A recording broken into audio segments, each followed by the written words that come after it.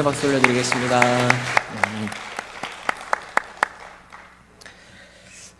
오늘은 우리가 스바냐서에 대해서 좀 살펴보려고 합니다. 먼저 스바냐라는 인물이 어떤 인물인지, 그리고 어느 시대에 활동했는지 우리 그 배경을 잠깐 먼저 살펴보고자 하는데요. 이 스바냐 1장 1절 말씀에 이렇게 나와 있습니다. 우리 함께 같이 읽어보실까요? 아몬의 아들 유다 왕 요시야의 시대에 스바냐에게 임한 여호와의 말씀이라. 스바냐는 히스기야의 현손이요 아마랴의 증손이요 그다랴의 손자요 구시의 아들이었더라. 이 1장 1절에서 우리가 여기 특별히 눈여겨봐야 할 점이 하나가 있는데요. 이 스바냐를 소개하기 위해서 4대 이상의 족보가 나온다는 겁니다. 스바냐는 히스기야의 현손이요 아마랴의 증손이요 그다랴의 손자요 구시의 아들이었더라. 여러분, 대부분 선지자들은 아버지의 이름까지 나오는 게 일반적이거든요. 좀 더 예외적인 경우가 할아버지까지 소개되는 정도. 근데 스바냐는 오늘 보십시오. 아버지, 할아버지, 증조와 고조까지 소개되고 있어요. 이 굉장히 이례적인 겁니다. 이렇게 4대를 거슬러서 올라가는 족보를, 선지서에서 4대를 거슬러 올라가는 족보를 자세히 소개하고 있는 경우는 드물어요. 그러면 이거는 분명한 이 의도가 있다라는 것이죠. 여러분, 이 족보를 잘 보시면요, 우리가 잘 아는 이름이 한 명 있습니다. 세 사람의 이름은 잘 모르겠어요. 근데 한 명은 우리가 아는 한 사람이 있습니다. 누구죠? 히스기야예요. 이 히스기야가 우리가 아는 유다 왕 히스기야입니다. 물론 최근 들어서 그 히스기야가 아니다라고 주장한 학자도 있지만, 지금까지 이어져 온 정통적인 해석은 그 히스기야 왕으로 봐요. 여러분, 히스기야 아시죠? 유다 왕 중에 선한 왕 히스기야. 그리고 죽기 직전에 병 걸려서 기도해서 하나님이 생명을 연장시켜 줬잖아요. 그 히스기야의 유명한 기도, 그죠? 그 히스기야인데, 여러분, 그러니까 이 족보가 고조까지 올라가면서 이야기하고 싶은 게 뭐겠어요? 스바냐는 히스기야 왕의 4대 손이다. 그러니까 왕족이라는 것을 이야기해주고 있는 겁니다. 흔히 요즘 말로 말하면 스바냐는 금수저예요, 금수저. 왕족 출신입니다.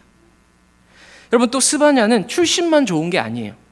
이 족보에 나오는 이름 있잖아요. 히스기야, 아마랴, 그다랴, 이런 이름들은 다 하나님과 연관된 이름입니다. 히스기야는 야훼께서 강하게 하셨다. 아마랴는 야훼께서 약속하셨다. 그다랴는 야훼께서 위대하시다. 그러니까 이런 신앙 고백적인 의미를 담고 있어요. 그러니까 이걸 봐서는 스바냐 가문이 어떤 가문이냐, 오랫동안 하나님을 잘 섬기는 그런 믿음의 가문이었다. 신앙의 명문 가문이었다라는 것을 알 수 있습니다.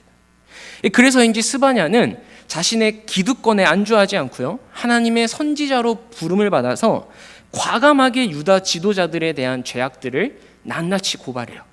우리가 오늘 읽었던 본문입니다. 자, 그렇다면 스바냐가 활동했던 시대는 어떤 시대냐? 우리 1절을 한번 다시 보실까요? 1절에 보시면 아몬의 아들 유다 왕 요시야의 시대에 활동을 했어요. 요시야의 시대에 스바냐에게 임한 여호와의 말씀이라. 어떤 왕 때 활동했다고요? 요시야입니다. 여러분, 요시야 왕은 선한 왕일까요? 악한 왕일까요? 맞아요, 선한 왕입니다. 혹시 제가 오늘 물어보는 질문에 잘 모르시겠다, 괜찮아요. 내년 성경학당에 꼭 신청하시기 바랍니다. 제가 대답 못하신 분들 다 봤거든요. 배우시면 돼요. 알아가시면 됩니다. 여러분, 선한 왕이었어요. 여러분, 북이스라엘은 19명의 왕이 있었거든요. 그 중에 괜찮은 왕이 있었을까요? 없었을까요? 없었어요. 한 명도 없었습니다. 그래서 유다보다 엄청 빨리 멸망했잖아요. 아, 이게 재밌으시구나.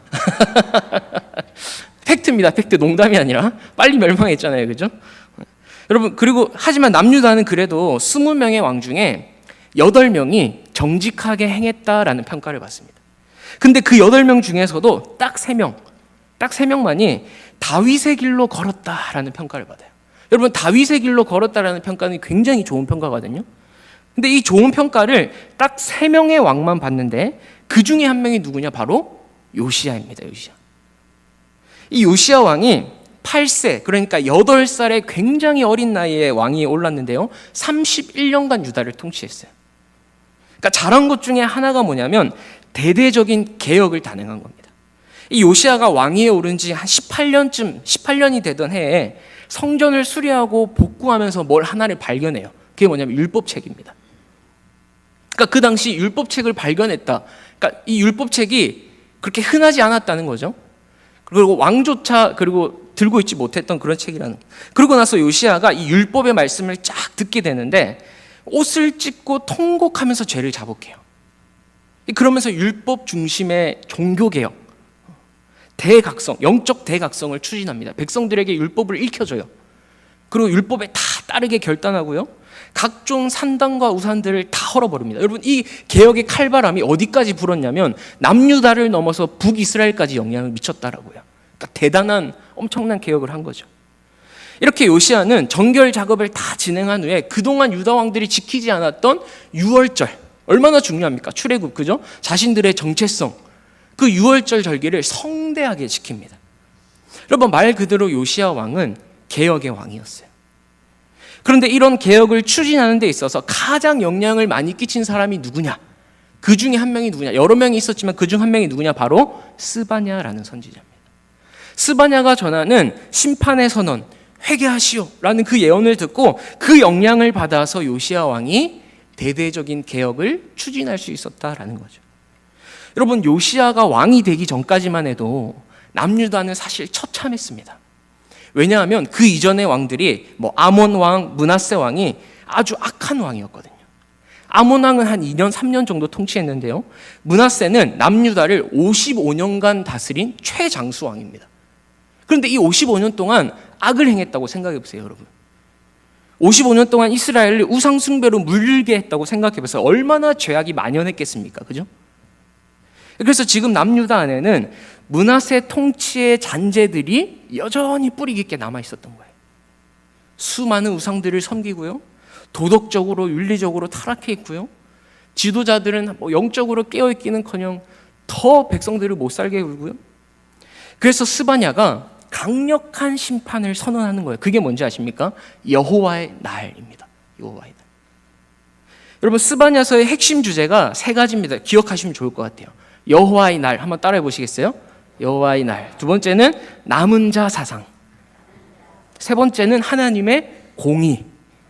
네, 이 세 가지가 핵심 주제인데요. 이 스바냐서에 기록된 심판 메시지를 관통하는 핵심 키워드는 여호와의 날입니다. 여러분, 당시 유다 사람들이 여호와의 날을 기다리고 있었어요. 만약 그날이 오면 여호와께서 임하셔서 우리를 구원해 주실 거야. 철석같이 믿었습니다. 그런데 이 스바냐는 오늘 말씀에 여호와의 날이 구원의 날이 아니라 심판의 날이 될 거야 라고 선언하는 겁니다. 청천벽력이죠. 전혀 생각지도 못했던 말입니다. 여러분, 스바냐 1장 8절 말씀 보실까요? 여호와의 희생의 날에 내가 방백들과 왕자들과 이방인의 옷을 입은 자들을 벌할 것이며 라고 하죠. 또 스바냐 1장 14절 15절에 여호와의 큰 날이 가깝도다. 그날은 분노의 날이요 환난과 고통의 날이요 황폐와 패망의 날이요 캄캄하고 어두운 날이요 구름과 흑암의 날이요. 1장 18절도 보실까요?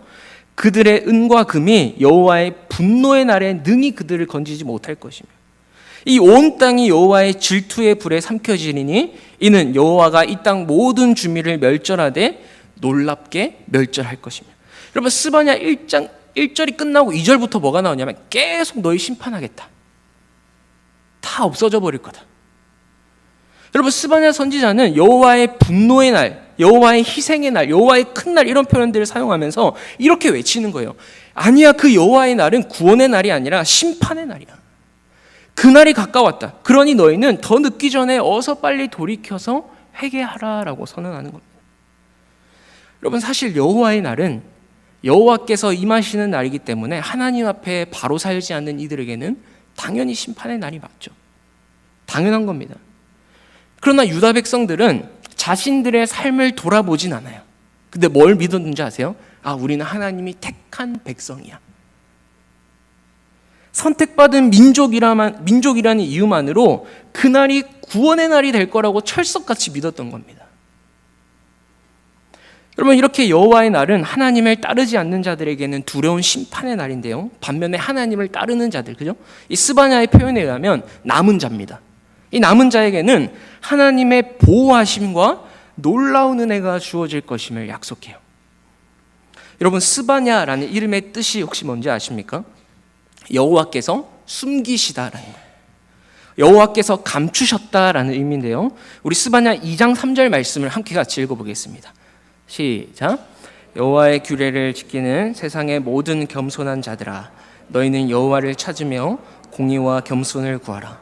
너희가 혹시 여호와의 분노의 날에 뭘 얻는다고요? 숨김을 얻으리라.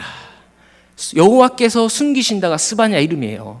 근데 2장 3절에 보니까 여호와의 분노의 날에 숨김을 얻는데, 어떤 사람이 여호와의 규례를 지키는 자, 모든 겸손한 자는 그 여호와의 날에, 분노의 날에 숨김을 얻게 되는 은총을 입는다는 겁니다. 여호와를 찾고 공의와 겸손을 구하는 자에게는 그 날이 심판이 임하는 것이 아니라 도리어 숨김을 얻어서 하나님의 보호하심 속에서 영원히 거한다라는 거예요. 사랑하는 여러분, 우리 여호와의 진노의 날에 숨김을 얻는 우리가 되기를 축복합니다. 그러려면 여호와를 찾고 공의와 겸손을 구해야 하는 겁니다. 여러분, 이제 이런 배경을 가지고 오늘 본문으로 이제 들어가 볼 거예요. 우리 3장 1절부터 8절 읽었던 말씀은요, 예루살렘의 죄악에 대해서 심판을 선포하는 말씀입니다. 예루살렘 성읍에 대해서. 우리 1절 말씀, 3장 1절 말씀 같이 함께 읽겠습니다. 북한 성읍이 화 있을진저라고 해요. 자, 스바냐는 예루살렘의 죄악에 대해서 세 가지 수식어를 지금 붙여서 고발합니다. 뭐죠? 패역하고 더럽고 포악하다. 세 가지.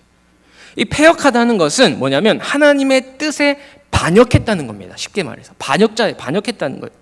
여러분, 성경은 어떨 때 하나님께 반역했다라고 하는지 아십니까?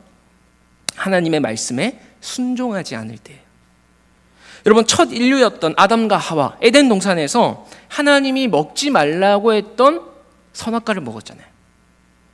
하나님 말씀에 불순종한 거죠. 그죠? 근데 이게 뭐냐면 하나님을 반역한 겁니다. 원래 아담과 하와는 하나님께 속한 존재였어요. 근데 하나님 말씀에 불순종하자, 즉 반역하자, 더 이상 하나님께 속한 자가 아닌 거예요. 왜? 반역했으니까, 불순종했으니까. 사탄에게 속해서 그 사탄의 지배를 받는 사탄의 종이 돼버린 겁니다. 여러분, 우리는 하나님의 지배를 받느냐, 사탄의 지배를 받느냐, 하나님께 속해 있느냐, 사탄에게 속해 있느냐, 딱 두 가지 길밖에 없어요. 그래서 하나님께 순종하지 않는 것은 하나님께 반역하는 겁니다. 여러분, 그런 면에서 사실 저와 여러분은 반역자였어요. 그죠? 반역을 일으키다가 여러분 잡히면 어떻게 되죠? 죽습니다. 그대로 사형이에요. 근데 특히나 우리는 보세요. 하나님을 반역했어요. 하나님이 우리가 하나님의 피조물이잖아요. 그죠? 근데 피조물이 창조주이신 그분을 반역한다? 어떻게 되겠어요? 그냥 그대로 저 세상 가는 거죠. 근데 매일 그렇게 하나님을 반역하면서 반역자로 살아가던 우리를 하나님께서 용서해 주셨습니다. 다시 하나님 편으로 속한 존재로 삼아 주셨어요. 근데 이 용서가 여러분 대가 없는 용서가 아니에요. 그냥 나 너 용서할게, 이게 아닙니다. 예수님께서 친히 우리 대신 죽으신 그 죽음을 대가로 치르셨어요. 그 대속의 죽음을 통해서 용서해 주셨고, 그래서 우리는 이제 반역자가 아니라 하나님께 속한 하나님의 자녀가 된 거죠. 그러니 여러분, 우리는 이제 더 이상 사탄의 지배가 아니라 하나님의 통치를 받으면서 하나님께 순종하며 살아가야 하는 겁니다. 여러분, 꼭 기억하셨으면 좋겠어요. 하나님을 반역한다는 것은 뭐 대단한 죄를 짓는 게 아닙니다. 하나님 말씀에 순종하지 않는 게 반역이에요. 여러분, 예루살렘은 이렇게 패역한 성읍이었습니다. 또 뭐라고 하죠? 더러운 곳이다.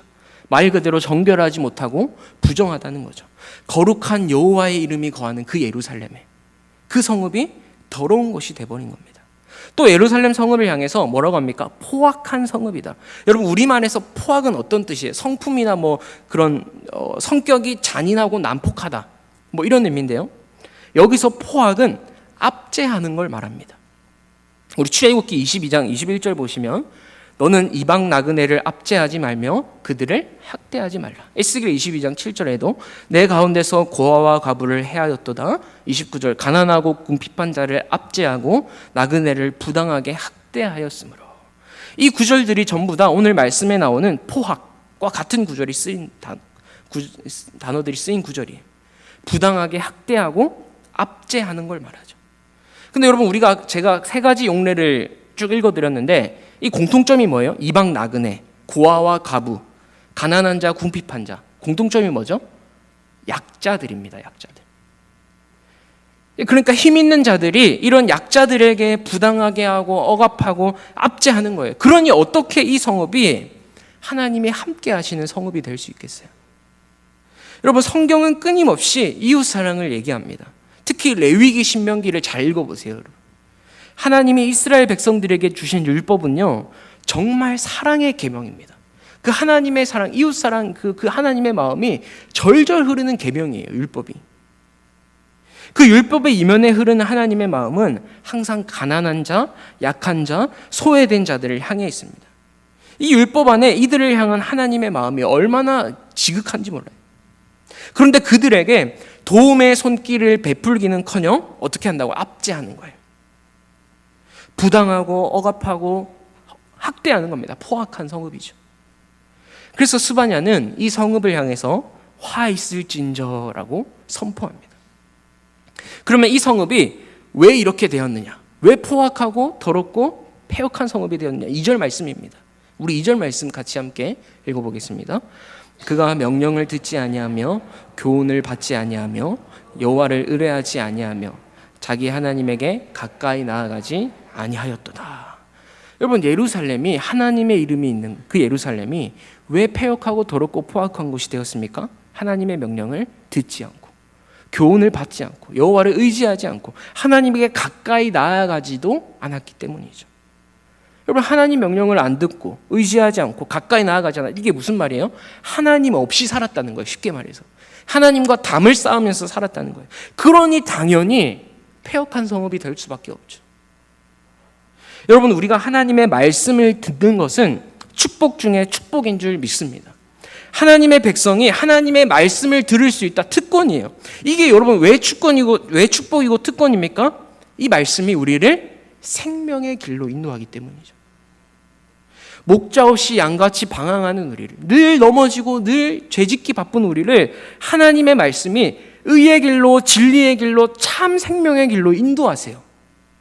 그렇기 때문에 하나님의 백성은 하나님의 말씀을 들어야 살 수 있습니다. 여러분, 우리는 하나님의 말씀을 들어야 하나님의 백성답게 살 수 있는 거예요. 그런데 이스라엘은 듣지 않았습니다. 그 어떤 충고나 권면도 받지 않았어요. 여러분, 하나님의 말씀은 생명의 말씀입니다.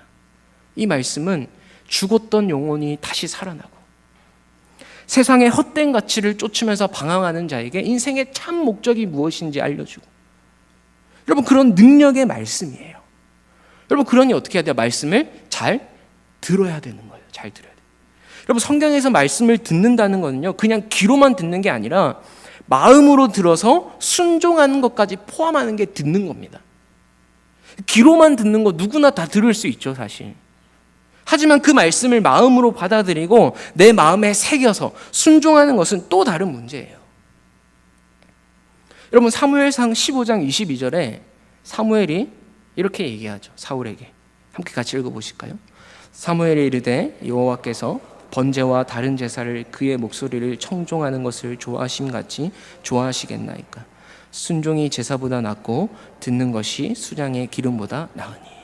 여러분, 하나님 우리의 예배를 받으시는 걸 좋아하십니까? 안 좋아하십니까? 좋아하시죠. 우리의 존재의 목적이 하나님 예배하는 거잖아요. 찬양하는 거잖아요. 근데 보세요. 하나님께서 번제와 다른 제사를 그의 목소리를 청종하는 것을 좋아하심같이 좋아하시겠나이까. 무슨 말이에요? 우리가 드리는 이 예배의 행위보다 하나님의 말씀을 듣고 그 말씀에 순종하는 것이 하나님이 기뻐 받으시는 예배다라는 거예요. 그 순종이 없이 그냥 이 자리에 앉아있는 예배는 하나님이 받지 않는 예배가 될 수 있다는 겁니다. 여러분, 하나님께서 원하시는 게 뭐예요? 순종이 제사보다 낫다.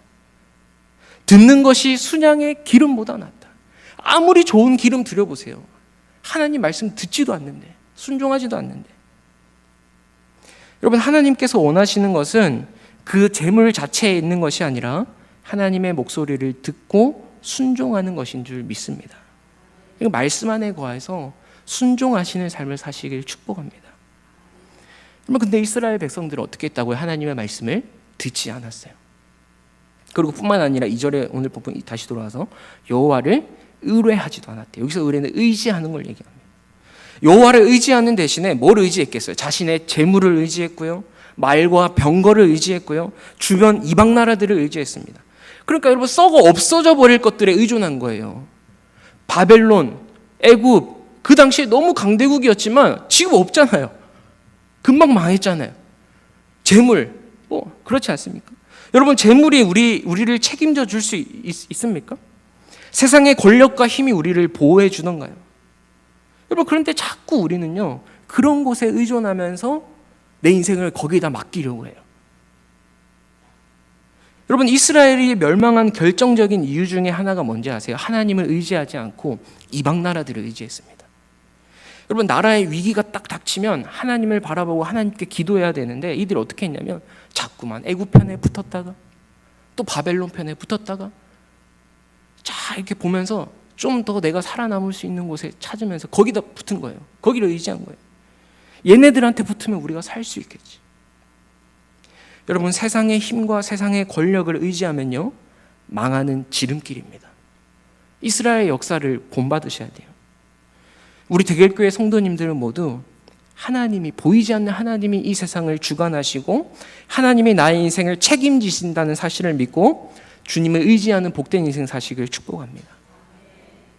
여러분, 또 이스라엘 백성들은 하나님께 가까이 나아가지도 않았습니다. 여러분, 하나님께 가까이 나아가지 않으니까 어떻게 해요? 내 생각과 내 방법대로 사는 거예요. 아니, 내 생각과 내 방법대로 사니까 하나님께 가까이 나가는 게 불편한 겁니다. 왜? 내가 이루어야 될 이 욕망을 자꾸 제어하는 것 같거든요. 말씀이. 그러나 여러분, 하나님께 가까이 하는 게 정말 복이에요. 여러분, 시편 65편 4절 한번 같이 읽어보실까요? 주께서 택하시고 가까이 오게 하사 주의 뜰에 살게 하신 사람은 복이 있나이다. 아멘이십니까? 시편 73편 28절도 함께 읽겠습니다. 하나님께 가까이 함이 내게 복이라. 여러분, 하나님께 더 가까이 나아가시기를 축복합니다. 그래서 하나님과의 그 깊은 친밀함 속에서 깊은 사랑의 관계를 누릴 수 있기를 소망합니다. 여러분, 그러면 그 어떤 누구의 말도, 그 어떤 상황도 요동치 않는 거예요. 여러분, 이렇게 이스라엘은 하나님의 말씀을 듣지도 않고요, 의지하지도 않고요, 가까이 하지도 않았어요. 그러니 그 결말은 불보듯 뻔하죠. 패역하고 포악한 성읍이 되었습니다. 이 3절 4절 말씀은 그 성읍에 살고 있는 사람들, 특히 지도자들의 죄악을 고발하고 있습니다. 우리 3절 말씀, 3장 3절 말씀을 함께 같이 읽겠습니다. 그 가운데 방백들은 부르짖는 사자요, 그의 재판장들은 이튿날까지 남겨두는 것이 없는 저녁이리요. 자, 여기서 방백들은 귀족들을 말해요. 지방 관리들. 그러니까 지금으로 치면 뭐 지도자층, 그리고 재판장 역시도 나라를 이끌어가는 주요 지도자들입니다. 그런데 이 지도자들을 지금 뭘로 비유하고 있어요? 부르짖는 사자요, 이튿날까지 남겨두는 것이 없는 저녁일이다. 뭐냐면 백성들의 것을 빼앗고 착취하고 있다는 겁니다. 방백들은 먹이를 찾으면서 부르짖는 사자, 한번 상상해 보세요. 또 정의를 실천해야 한 재판장들은 밤의 일위로 둔갑한 거예요. 대낮에 해야 될 그 재판을 뇌물과 비리를 통해서 밤중에 재판한다는 겁니다. 여러분, 악한 일을 어찌나 그렇게 빨리 처리하는지, 이튿날까지 남겨두는 것이 없어요. 범죄를 막고 범죄를 방지해야 되는 자들이 범죄 프로페셔널이 된 겁니다. 여러분, 아마 재판장들은 자신에게 뇌물을 바치는 사람에게 이로운 판결을 하고, 가난한 사람들은 어때요? 줄 게 없잖아요. 뇌물 줄 게. 그러니까 어때요? 가혹한 판결을 내렸을 겁니다. 나라와 백성을 바르게 이끌어야 하는 지도자들이 자기들의 배만 불리기 위해서 백성들을 압제하고 괴롭게 하는 자가 돼버린 거예요. 여러분, 4절에 보실까요? 종교 지도자들도 예외가 아닙니다. 4절 말씀에 그의 선지자들은 경솔하고 간사한 사람들이요, 그의 제사장들은 성서를 더럽히고 율법을 범하였다. 여러분, 말씀을 대언하는, 하나님의 말씀을 대언하는 선지자가 경솔하고 간사하대. 여기서 경솔하다는 것은 방탕하다는 걸 뜻합니다. 간사하다는 것은 신실하지 못하고 거짓을 전한다는 거예요. 여러분, 스바냐 당시에 대부분 선지자들은요, 사람들이 듣기 좋은 말만 전하면서 거짓 예언을 일삼았어요. 여러분, 하나님의 말씀을 받아서 전하는 그 사명이 있는 자들이 방탕하고 거짓을 행하면 어떻게 되겠어요? 어떻게 하나님의 말씀이 역사할 수 있겠습니까? 특히나 당시에는 지금 우리처럼 성경이 없었어요. 글로 된 성경이. 그러니까 하나님의 말씀이 이 백성들에게 전달되어졌던 유일한 통로가 뭡니까? 선지자의 선포입니다. 선지자의 말씀이에요. 그런데 그 선지자가 하나님의 메시지는 전하지 않는 거예요. 자신의 생각대로 백성들이 듣기 좋은 말만 전하는 겁니다. 그러면 어떻게 되겠습니까? 말씀으로 세상의 부패를 막고 말씀으로 이 세상을 정화시켜야 되는데 선지자들조차 그 기능을 하지 못하니까 사회는 점점 악해져 가고 있는 거예요. 부조리가 판을 치는 겁니다.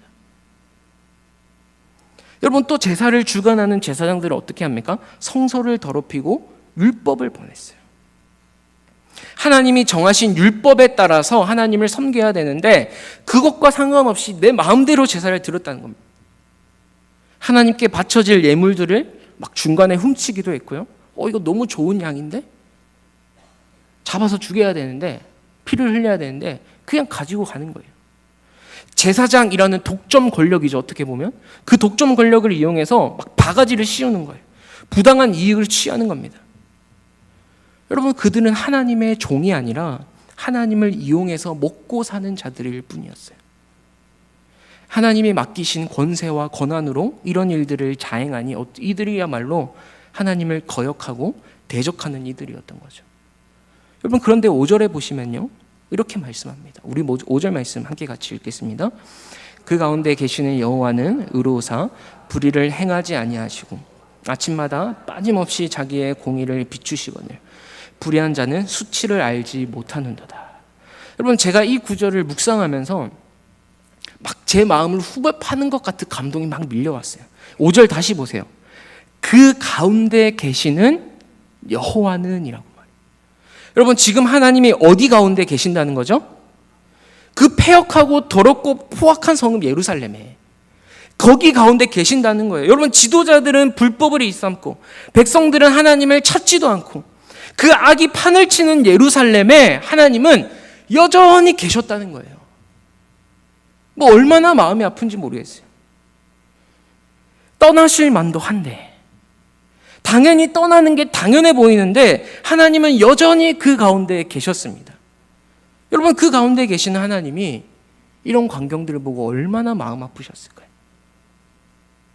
하나님의 원대한 꿈을 갖고 놀라운 구원의 역사로 이 백성을 자신의 백성 삼으셨어요.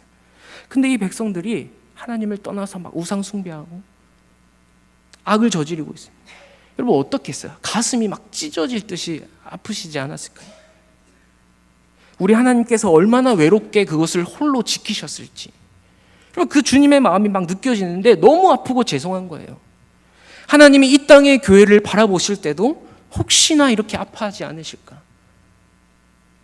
우리는 자꾸만 하나님을 배반하는데 하나님은 끝까지 우리 가운데 계신다는 것을 생각하니까 막 너무 죄송스럽고 가슴이 벅차오르고 그 은혜가 너무너무 감사한 거예요. 여러분, 하나님은 여전히 그 자리에 계십니다. 여전히 우리를 사랑하고 계시고 여전히 우리를 기다리고 계세요. 여러분, 하나님이 여전히 그 가운데 계신다는 것은요, 다른 말로 말하면요, 우리에게는 돌이킬 기회가 있다라는 겁니다. 악이 가득해서 불의와 함께 하실 수 없는 의로우신 하나님이 그것을 떠나지 않고 여전히 머물고 계신다면 하나님은 우리가 돌아오기를 바라고 계시는 거예요. 여러분, 부디 그 주님의 사랑을 깨달으시고 어서 돌아오는 축복이 있기를 주님의 이름으로 소망합니다. 여러분, 여전히 그 가운데 계시는 하나님이 그 가운데서 뭘 하고 계시죠? 아침마다 빠짐없이 자기의 공의를 비추신대요. 하나님은 도저히 답이 없어 보이는 그 상황 속에서도 아침마다 빠짐없이 공의를 비추고 계셨습니다. 근데도 불의한 자들은 부끄러운 줄을 모른다라고 해요. 그래서 하나님은 끝까지 이 불의를 행한 자들이 어떻게 되는지를 알려주시는데 6절 말씀, 우리 스바냐 3장 6절 말씀 함께 읽겠습니다. 내가 여러 나라를 끊어버렸으므로 그들의 망대가 파괴되었고 거리를 비게 하여 지나는 자가 없게 하였으므로 그들의 모든 성읍이 황폐하며 사람이 없으며 거주할 자가 없게 되었느니라. 그래서 6절 첫 시작이 내가 여러 나라를 끊어버렸다 여기서 여러 나라는 2장에 나오는 열방들을 말합니다. 그러니까 하나님이 이방 나라를 끊어버리심으로 그들의 망대가 파괴되었대요. 여러분, 망대는 적의 침입으로부터 성을 보호하는 군사시설이죠. 근데 그 망대가 파괴되었다는 것은 더 이상 적의 침략을 막아낼 수 있습니까? 없습니까? 없는 거예요. 그러니 자연히 성읍이 황폐해지고 거리에는 사람이 지나다니지 않습니다. 완전히 마비가 된 겁니다. 지금 하나님께서 왜 이런 이야기를 하시는 겁니까? 이 심판을 보고 반면교사 삼아서 돌아오라는 거예요. 7절 보실까요? 제가 읽을게요. 내가 이르기를 너희는 오직 나를 경외하고 교훈을 받으라. 그러니까 이 열방들의 심판을 보고 교훈을 받으라는 거예요. 그죠? 돌아오라는 겁니다. 그리하면 내가 형벌을 내리기로 정하기는 하였지만 너의 거처가 끊어지지 아니하리라. 그다음 또 마지막 결론은 뭐예요? 하였으나 그들이 부지런히 그들의 모든 행위를 더럽게 하였느니라. 그러니까 너희가 돌아선다면 심판하기로 작정한 것도 돌이켜서 너희를 멸망시키지는 않을 거다. 하나님 계속 기회를 주고 계세요. 근데 이들은 어때요? 부지런히 뭘 한다고요? 그들의 모든 행위를 더럽게 하였느니라. 돌이킬 기회를 줘도 이들이 부지런히 하는 게 뭡니까? 죄를 짓는 거예요. 죄를 짓는 거. 여러분, 얼마나 인간이 완악하냐면요, 하나님은 아침마다 부지런히 공의를 비추시는데 이들은 부지런히 죄를 짓고 있어요. 여러분, 이게 죄에 빠진 인간의 실존입니다. 죄에서 헤어나오지 못해요. 죄의 사슬에서. 여러분, 여기서 부지런하다라는 동사가 히브리어로 샤캄인데요, 예레미야에 보면 이 동사가 많이 쓰였는데 이스라엘을 향한 하나님의 부지런하심을 이 동사로 표현해요. 그러니까 샤캄이 이스라엘을 위하여 끊임없이 일하시는 하나님, 끊임없이 말씀하시는 그 하나님의 부지런하심을 표현하는 단어인데, 여기서 이 동사는요, 이스라엘이 하나님을 향하여 짓는 죄의 부지런함으로 표현하고 있어요. 그러니까 얼마나 완악한지 몰라요. 하나님은 끊임없이 말씀하시고 부지런히 일하시는데 이들은 부지런히 죄짓기 바빠요. 여러분, 그래서 8절에 하나님은 최종 판결을 이렇게 내리십니다. 우리 8절 말씀 함께 보겠습니다. 나 여호와가 말하노라. 그러므로 내가 일어나 벌할 날까지 너희는 나를 기다리라. 내가 뜻을 정하고 나의 분노와 모든 진노를 쏟으려고 여러 나라를 소집하며 왕국들을 모으리라. 온 땅이 나의 질투의 불에 소멸되리라. 하나님은 이제라도 돌이킬 기회를 주셨지만 끝까지 거절한 백성에게는 무엇이 기다리고 있습니까? 하나님의 영원한 심판입니다. 이 하나님의 계획이 얼마나 확고한지 8절에 보면 내가 뜻을 정하고 뜻을 정하셔서 모든 분노와 모든 진노를 쏟으시겠대요. 온 땅이 질투의 불에 소멸되는 날이 반드시 온다는 겁니다. 여러분, 스바냐서의 첫 시작, 아까 제가 얘기했잖아요. 우리 1장 2절 한번 보실래요? 스바냐서의 첫 시작 1장 2절 말씀인데 같이 읽어볼게요. 여호와께서 이르시되 내가 땅 위에서 모든 것을 진멸하리라. 여러분, 스바냐의 시작이 뭐예요? 하나님께서 모든 것을 진멸하시겠다. 선포로 시작되죠. 오늘 본문의 마지막도 어떻습니까? 나의 분노와 모든 진노를 쏟겠다. 온 땅이 나의 질투의 불에 소멸되겠다.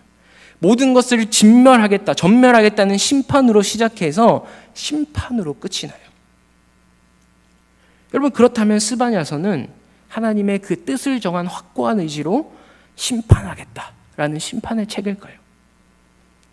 오늘 본문 바로 다음에 나오는 3장 9절부터 20절 끝까지는요, 스바냐 끝까지는요, 하나님의 구원과 회복에 대해서 노래합니다. 제가 서두에 스바냐서의 핵심 주제 중에 하나가 남은 자 사상 말씀드렸잖아요. 그죠? 기억나시죠? 하나님의 심판 중에서도 하나님을 찾고 붙잡는 그 남은 자들을 통해 반드시 하나님의 나라를 세워가실 것임을 노래하고 있어요. 여러분, 우리 9절 간단하게 먼저 조금 살펴볼까요? 시간이 안 돼서 다 볼 수 없는데 9절 보세요.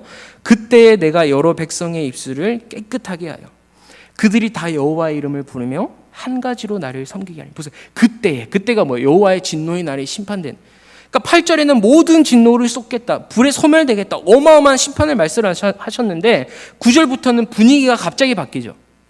그 심판의 날이 반드시 일어날 것이지만 그때에 내가 여러 백성의 입술을 깨끗하게 하여. 여러 백성, 그러니까 이방 나라를 다 포함하고 있는 거예요. 이스라엘뿐만 아니라.